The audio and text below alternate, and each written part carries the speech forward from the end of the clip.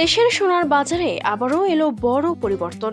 কয়েকদিন আগেও যেখানে লাগামহীন দামের কারণে সাধারণ ক্রেতাদের অনেকেই সোনা কেনা থেকে পিছিয়ে যাচ্ছিলেন, সেখানে এবার কিছুটা স্বস্তির খবর দিল বাংলাদেশ জুয়েলার্স অ্যাসোসিয়েশন।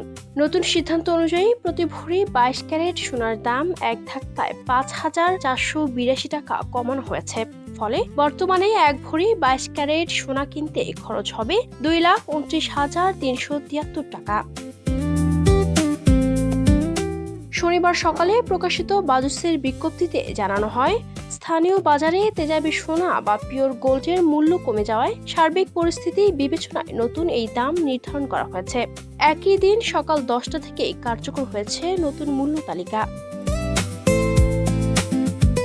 নতুন দামে 21 ক্যারেট সোনা বিক্রি হবে প্রতি ভরি 2,18,933 টাকায়। 18 ক্যারেটের দাম নির্ধারণ করা হয়েছে 1,87,674 টাকা এবং সনাতন পদ্ধতির সোনা বিক্রি হবে 1,52,857 টাকায়।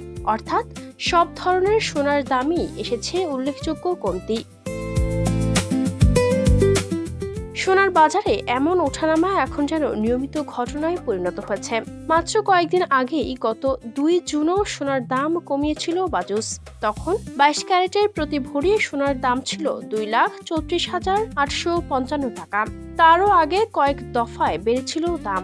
ফলে খুব অল্প সময়ের মধ্যেই একাধিকবার বদলে গেছে সোনার বাজারের চিত্র।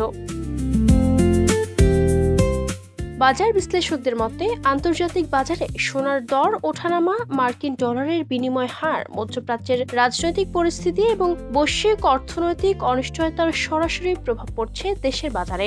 বিশ্ব বাজারে যখন সোনার দাম বাড়ে তখন দেশের বাজারেও বাড়ে। এবার আন্তর্জাতিক বাজারে কিছুটা স্থিতিশীলতা এলে কমে যায় দাম। চলতি বছরে এখনো পর্যন্ত 71 বার সোনার দাম সমন্বয় করেছে বাজুস। এর মধ্যে 37 বার দাম বেড়েছে এবং 34 বার কমেছে। অর্থাৎ প্রায় প্রতি সপ্তাহেই নতুন দামে বিক্রি হচ্ছে সোনা। গত বছরও একই চিত্র দেখা গেছে। 2025 সালে মোট 93 বার দাম সমন্বয় করা হয়েছিল, যার মধ্যে 64 বার দাম বাড়ানো এবং 29 বার কমানো হয়েছিল। সোনা ব্যবসায়ীরা বলছেন, বাজারে দামের এমন ঘন ঘন পরিবর্তনের কারণে অনেক ক্রেতাই এখন অপেক্ষা করে পরিস্থিতি বুঝে কেনাকাটার সিদ্ধান্ত নিচ্ছেন। বিশেষ করে বিয়ের মৌসুম বা বড় কোনো আয়োজন সামনে থাকলে ক্রেতাদের নজর থাকে প্রতিদিনের দামের উপর। অন্যদিকে বিনিয়োগকারীদের কাছেও সোনা এখনো নিরাপদ সম্পদ হিসেবে বিবেচিত।